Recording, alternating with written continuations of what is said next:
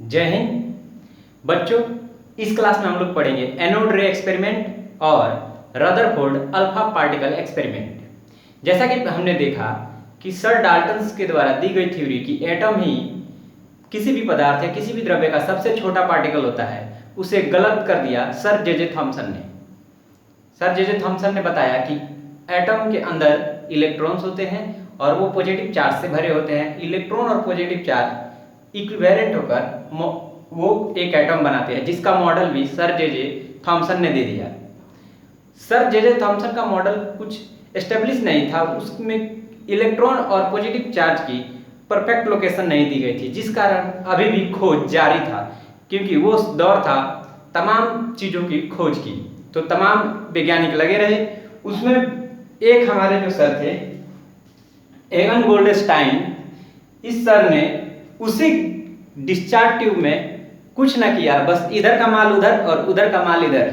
जब कुछ समझ नहीं आता तो लोग क्या करते हैं, इनका माल इनसे खरीदे, इनको बेच दिए, प्रॉफिट कमा लिए, आराम से धंधा चल रहा है। तो यहाँ पे उन्होंने एक्सपेरिमेंट में क्या देखा कि कुछ ना किया, सेम वही लिया high voltage battery.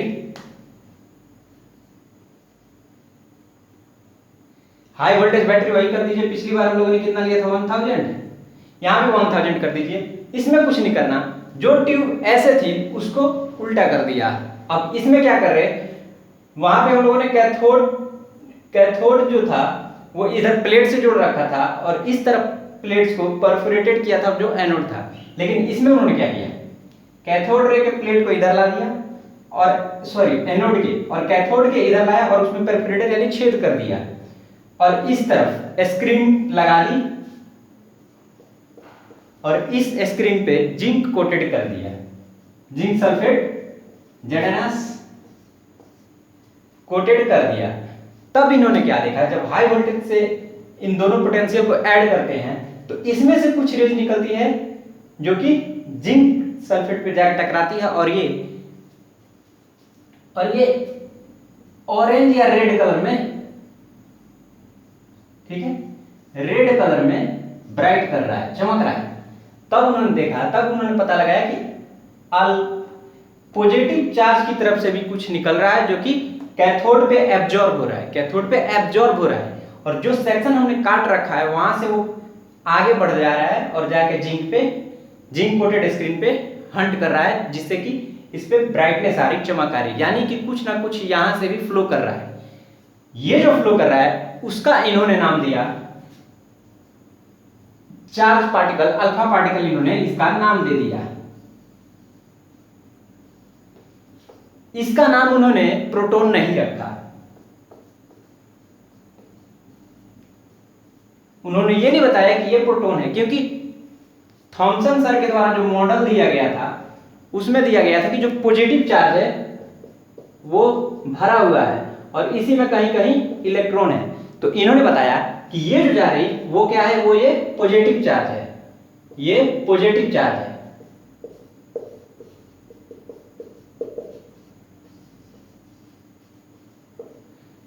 Sir J Thomson के द्वारा जो पॉजिटिव चार्ज बताया जा रहा था वो ये पॉजिटिव चार्ज है। और इस एक्सपेरिमेंट में भी सेम वही लिया। क्या क्या लिया गया, ये चीजें नोट डाउन करते रहिएगा। High voltage battery,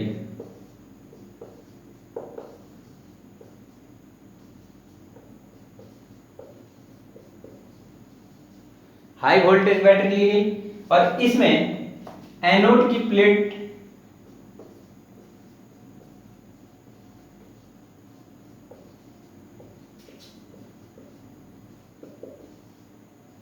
anode plate एक साइड लिया गया, कैथोड की प्लेट परफोरेटेड ली गई, यानी drilled cathode plate. Cathode plate जो लिया गया वो क्या था, ड्रिल्ड, ठीक है, ड्रिल्ड था। और कैथोड किस साइड था, स्क्रीन साइड, यानी zinc coated screen side. Cathode pole zinc sulphate coated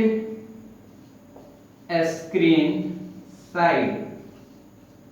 और तब क्या देखा गया, और इसमें भी जो एयर था उसका प्रेशर वेरी लो प्रेशर पे लिया गया, लो एयर प्रेशर, लो एयर प्रेशर, ठीक है। लो एयर प्रेशर वैक्यूम पंप के द्वारा इसको, इसके अंदर के एयर को सक करके बाहर निकाल दिया गया। ये जो ट्यूब है, कांच की ट्यूब है, इससे जो है वैक्यूम पंप से एयर को सक करके बाहर निकाल दिया गया और ये अरेंजमेंट किया गया। इस असेंबली को हाई वोल्टेज बैटरी से ऐड कर दिया गया। फिर एक जो कैथोड साइड जो एंड था उसमें जिंक सल्फेट कोटेड स्क्रीन लगा दी गई। उस स्क्रीन पर यह देखा गया कि जब हाई पोटेंशियल से ऐड कर रहे हैं तो उसमें चमक आ रही है। जो फ्लो किधर से आ रहा है, वो एनोड साइड से आ रहा है और वो चमक रही। एक्सपेरिमेंट में बस इतना ही हुआ और जो चमक रही उसका नाम क्या देंगे, पॉजिटिव चार्ज से निकल रहा है तो उस समय याद था जे थॉमसन का रूल कि पॉजिटिव चार्ज और इलेक्ट्रॉन, तो इलेक्ट्रॉन कैथोड से आता है तो एनोड से क्या जाएगा, पॉजिटिव चार्ज, तो उसे इन्होंने पॉजिटिव चार्ज दिया जिसे अल्फा पार्टिकल के नाम से जाना गया। ये था ये एक्सपेरिमेंट। अब इस एक्सपेरिमेंट से क्या क्या निकल के आया वो देखते हैं।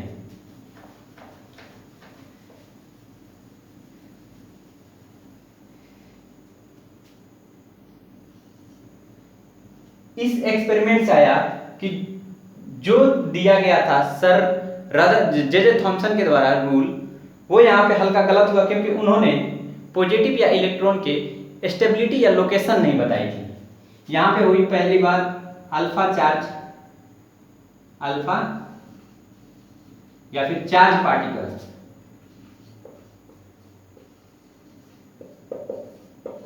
चार्ज पार्टिकल की खोज हुई इसमें।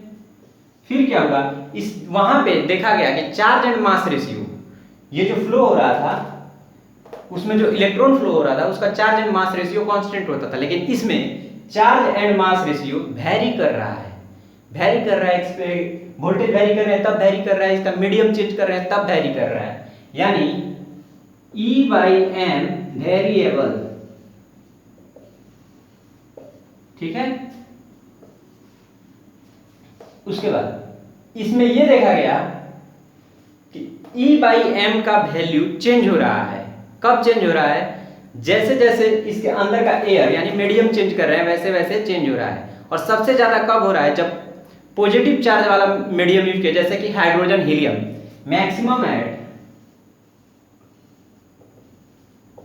मैक्सिमम क्या चीज, E by M.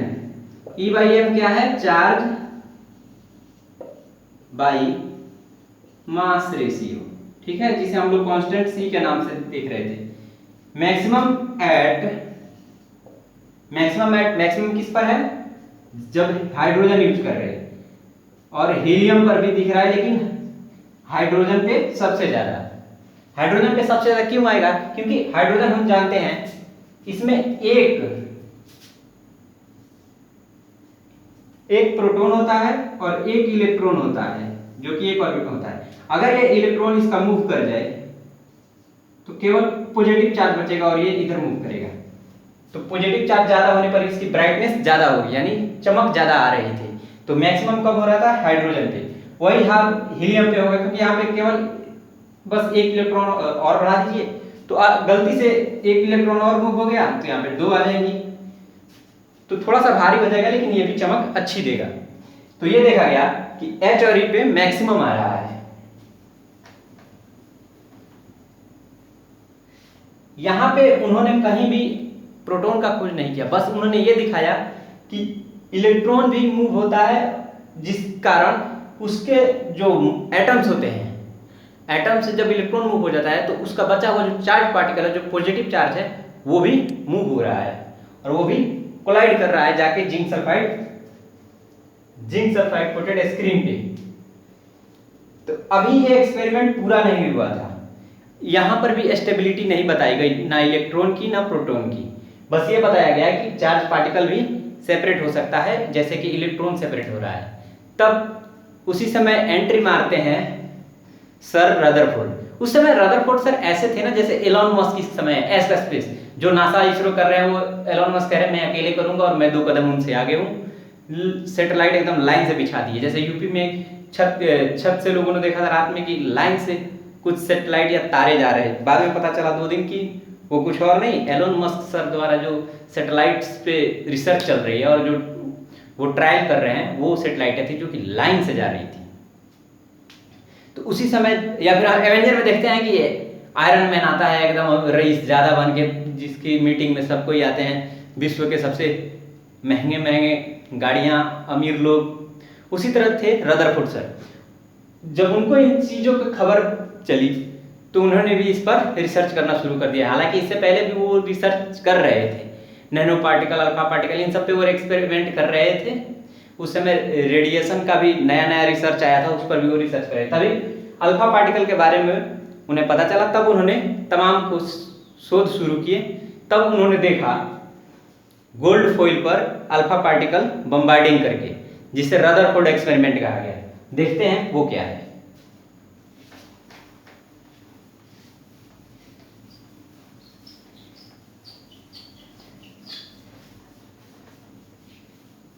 Cathode ray experiment से ज्यादा कुछ पता नहीं चला, बस इतना पता चला कि पॉजिटिव चार्ज भी फ्लो कर रहा है। इससे किसी भी प्रकार की मास, वेटेज, इन सब का पता नहीं चला। लेकिन इसने रास्ता दे दिया प्रोटॉन की खोज करने की। अब होगी प्रोटॉन की खोज सर रदरफोर्ड द्वारा। उन्होंने क्या किया कि पतली गोल्ड फिल्म, यानी सोने की पतली, जैसे ये चादर है, तो यहाँ पे अल्फा रे जनरेटर रख दिया। रेडिएशन का इफेक्ट होता है, रेडिएशन से अल्फा रे आती है, तो ये गोल्ड फिल्म पर जाती है। यहाँ पे स्क्रीन लगा दिया, राउंड स्क्रीन लगा दिया। तो यहाँ पे देखा कि कुछ सीधे जो अल्फा पार्टिकल जहाँ मूव कर रही हैं, वो कुछ सीधे चली जा रही है।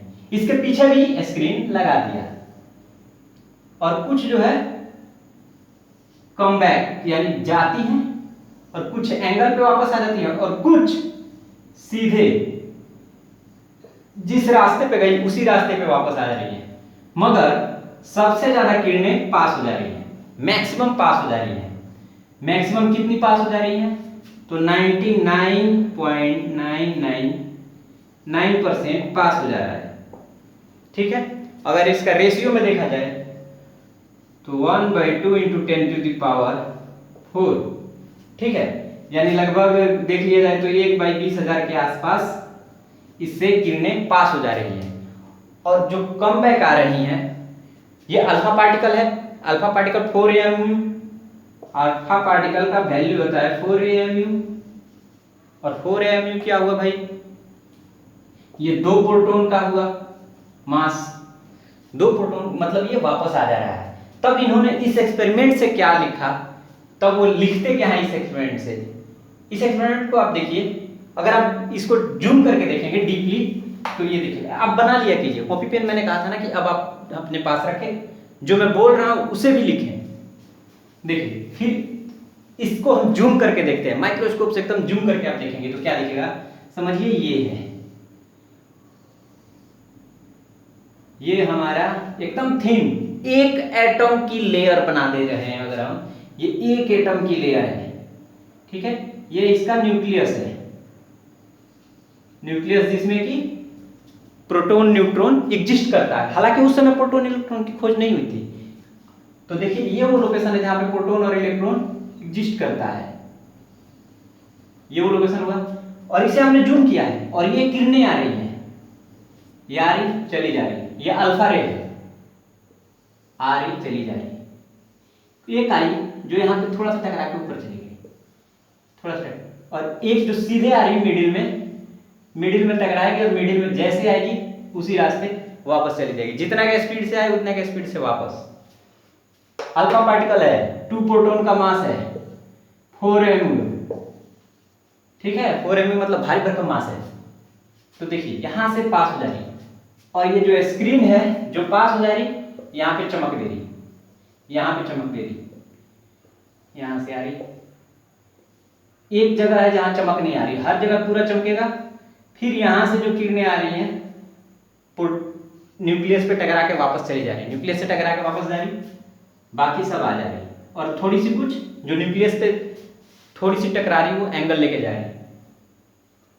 तब उन्होंने बताया इस एक्सपेरिमेंट को उन्होंने बार बार किया, एक बार नहीं 1000 बार किया, क्योंकि कोई भी चीज आपको प्रूफ करनी होती है तो आप एक बार नहीं कर सकते हैं, उसे बार बार करेंगे, बार बार करेंगे। एक्सपेरिमेंट यही होता है, जो तमाम एक्सपेरिमेंट यानी नंबर ऑफ द 1000 एक्सपेरिमेंट में जब पूरा का पूरा करेक्ट है तब कहते हैं कि वो थ्योरी बनने लायक है। थ्योरी के लिए इस समय 10⁵ नंबर ऑफ एक्सपेरिमेंट 0 एरर के साथ करेक्ट होने चाहिए, यानी कि 1 करोड़ का 1 करोड़ सही रिजल्ट आना चाहिए, तब ये होता है थ्योरी, तब थ्योरी बनती है।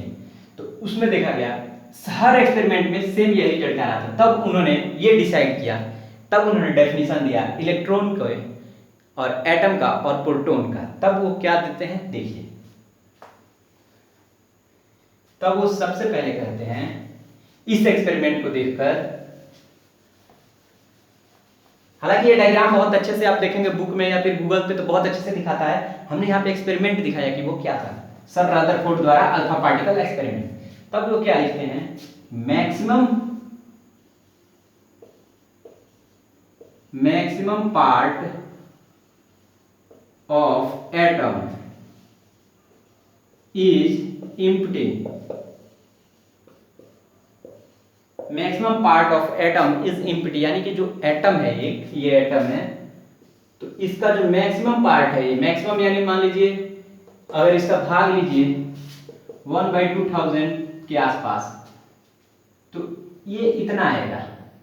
इतना को छोड़ के ये बाकी का बाकी खाली है, खाली है, जहां पे इलेक्ट्रॉन मोशन कर रहा है किसी किसी डायरेक्शन में, ठीक है, सर्कुलर डायरेक्शन में मूव कर रहा है। उनके कहने का मतलब ये था, इलेक्ट्रॉन इधर मूव कर रहा है और जो चार्ज पार्टिकल है वो इसके अंदर है, और इस चार्ज पार्टिकल का सर रदरफोर्ड ने नाम दिया proton.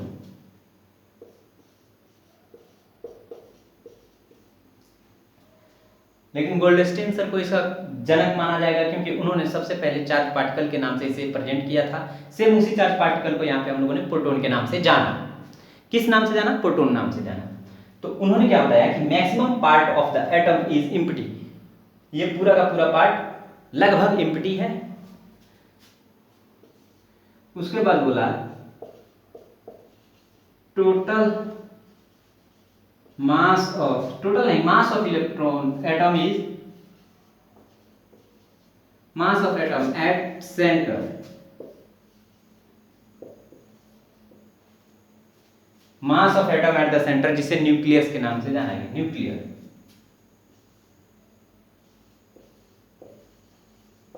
Mass of atom at the centre, ये उन्होंने क्यों कहा, इसलिए कहा कि उन्होंने लिखा द, पहले जो शुरुआती एक्सपेरिमेंट में उन्होंने क्या लिखा, द मैक्सिमम और heavy particle at nuclear. Nucleus पे क्या है, मैक्सिमम यानी कि बहुत भारी, जितना इलेक्ट्रॉन का भार है वो पूरा का पूरा कहाँ है, न्यूक्लियस में है। क्योंकि यहाँ पे जो चार्ज पार्टिकल रिटर्न जा रहा है वो कौन सा है भाई, हीलियम है। हीलियम चार्ज पार्टिकल मतलब 2 प्रोटॉन या फिर 2 इलेक्ट्रॉन के बराबर वो मास है, 2 प्रोटॉन के बराबर वो मास है, 4 AMU। मास क्या होता है, प्रोटॉन और न्यूट्रॉन। हालांकि अभी न्यूट्रॉन की अभी कहीं खोज नहीं हुई, लेकिन उन्होंने बताया कि हैवी मास यानी प्रोटॉन के साथ कुछ हैवी है, यानी कि इंडिकेट हो रहा है कि भाई प्रोटॉन के साथ न्यूट्रॉन हो सकता है, यानी कुछ और भी है। उन्होंने यहाँ पे ये बताया। उन्होंने कहीं भी इस एक्सपेरिमेंट में केवल प्रोटॉन का नाम दिया गया, प्रोटॉन फाउंड हुआ, ठीक है, proton found, charge of proton नहीं।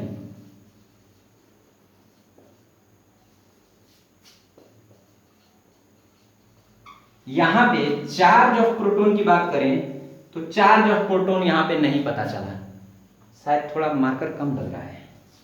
यहां पे प्रोटॉन की चार्ज का पता नहीं चला। यहां पे कह के क्या निकल रहे हैं, अब आगे देखिए।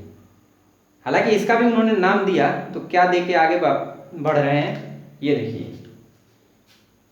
यहां पे उन्होंने बताया कि एट द सेंटर, यहां पे उन्होंने बताया number of proton equal to number of electron, number of proton equal to number of electron. अब जो सर जे थॉमसन ने दिया था कि एटम पूरा का पूरा प्लस चार्ज से भरा हुआ है, एनोड रे में पूरा गलत नहीं हुआ था, मतलब इंडिकेट हुआ था कि ये मूव कर रहा है, पूरा का पूरा गलत नहीं होता, इंडिकेट हुआ था और वो पता चला था कि प्लस प्लस यानी कि चार्ज पार्टिकल है। मगर उसे हम पढ़ते क्यों हैं? क्योंकि जो रदरफोर्ड सर एक्सपेरिमेंट किए वो उसी को बेस लेकर किए, आधार लेकर किए जो, और इसमें प्लस चार्ज है और इसमें इलेक्ट्रॉन कहीं कहीं भरा हुआ है, उन्होंने ये कहा था। लेकिन सर रदरफोर्ड कह रहे हैं number of proton equal to number of electron, और जो प्रोटॉन है वो कहां पाया जा रहा है? न्यूक्लियस में, maximum part nucleus and proton at nucleus, proton at nucleus. Proton कहां एग्जिस्ट कर रहा है? न्यूक्लियस में। प्रोटॉन कहां एग्जिस्ट कर रहा है? न्यूक्लियस में। ये आपने बना लिया होगा, हम मिटा दे रहे हैं।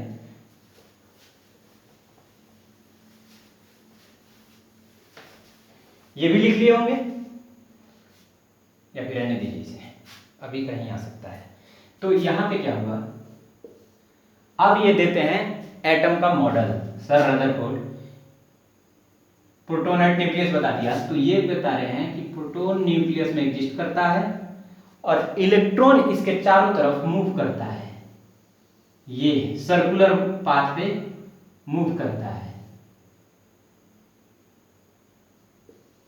सर्कुलर पाथ पे इलेक्ट्रॉन मूव करता है, नहीं रोटेट करता है। यहां पे अभी स्पीड ऑफ इलेक्ट्रॉन इन सब का कुछ भी एक्सपेरिमेंट नहीं हुआ था, यहां उन्होंने बस बता दिया कि proton stable at nuclear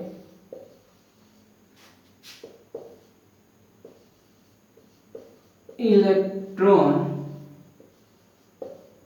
move surround it, यानी electron move surround it, surrounding इसके मूव करता है in circular path.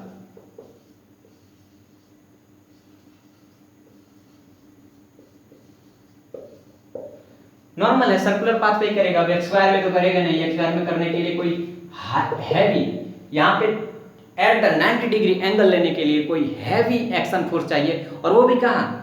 Minimum time के लिए हैवी फोर्स चाहिए, तभी वो डायरेक्शन चेंज करेगा। और ऐसा कोई यहाँ पे एक्शन न्यूक्लियर में होता नहीं, और अगर होता भी, ऐसा बोलते भी तो प्रूफ नहीं कर पाते। बस ये बता दिए कि अट्रैक्शन के कारण, इन दोनों के बीच प्लस और माइनस चार्ज के अट्रैक्शन के कारण, किसके कारण? इनका जो ये कहना था, ये सर्कुलर पाथ मोशन में घूमता है, क्यों? अट्रैक्शन के कारण, ड्यू टू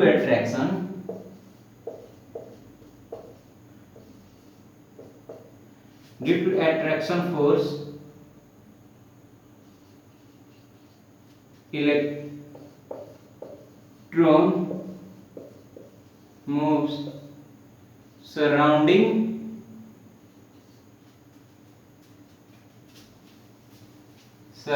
टू न्यूक्लियाई।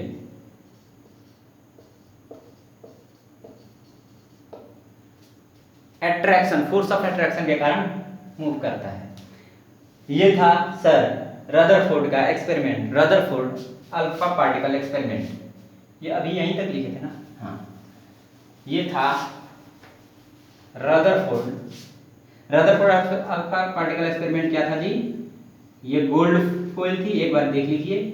यहाँ पे अल्फा पार्टिकल जनरेट हो रहा था रेडिएशन के कारण, रेडिएशन एनर्जी से, और ये स्क्रीन लगी थी जहाँ पे उन्होंने रीडिंग ली, और कुछ पार्टिकल डाइवर्ट हो रहे थे, जो कि रिप्रेजेंट किए कि सेंटर में अल्फा चार्ज है, क्योंकि सिमिलर चार्जेस रिपल्सिव फोर्स लगता है, वो दूर भागती हैं, और डिसिमिलर अट्रैक्टिव फोर्स लगता है, अट्रैक्टिव लगता है और वो जाने देते हैं, चले जाओ भाई, बीच से चले जाओ। लेकिन जो मास है, जिसमें भार है, जिसमें अपनी जगह है, वो इसे टकरा के वापस कर देते। देखिए, टकरा के वापस जाना उन्होंने इसलिए कहा भारी है, क्योंकि देखिए अब ये मार्कर है, मार्कर फेंक के मारूंगा इस बोर्ड पे, तो ये बोर्ड पीछे नहीं जाएगा, ये मार्कर पीछे आ जाएगा।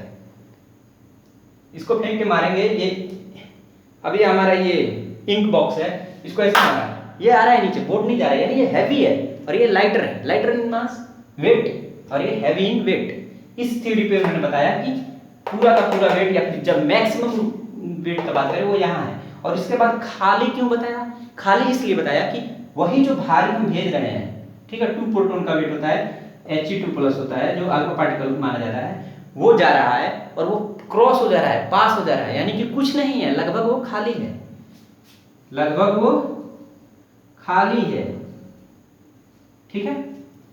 और जब एक्सपेरिमेंट में कहीं सवाल आता है तो यही सब पूछेगा और हमें यही लिखना रहता है।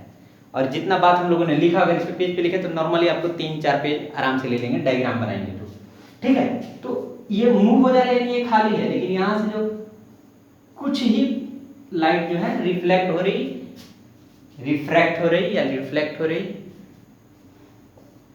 वो क्या है? वो है न्यूक्लियस, जहां पे प्रोटॉन एग्जिस्ट करता है। और प्रोटॉन के साथ भी कुछ है जो पूरा का पूरा एटम का वेट लेके एग्जिस्ट कर रहा है। और इसमें भी केवल प्रोटॉन की खोजी, उन्होंने केवल प्रोटॉन का नाम दिया, उसके अलावा एक न्यूट्रॉन का नाम नहीं दिया। और उन्होंने एक मॉडल दे दिया कि इलेक्ट्रॉन इसके चारों तरफ घूमता है और प्रोटॉन जो है वो स्थिर रहता है। स्थिर मतलब कि जाता कहीं नहीं है, जाएगा तो इलेक्ट्रॉन जाएगा, प्रोटॉन नहीं जाएगा, ठीक है, प्रोटॉन कहीं नहीं जाएगा। उन्होंने ये थ्योरी दी थी। लेकिन इस थ्योरी का भी तोड़ आ गया कब? जब सर मैक्सवेल ने एंट्री मारी। मैक्सवेल सर एकदम वैसे एंट्री मारे जैसे आईपीएल में मैक्सवेल ऑस्ट्रेलिया के बैट्समैन से एंट्री मारे, ऑलराउंडर। जब चले तो एकदम धूरा तोड़ दिया। उसी तरह आए मैक्सवेल सर, उन्होंने बताया कि कोई भी एक्सेलरेटेड पार्टिकल है जो एक्सेलरेट कर रहा है वो रेडिएशन पैदा करेगा, एनर्जी लूज करेगा, रेडिएशन पैदा करेगा, एनर्जी लूज करेगा।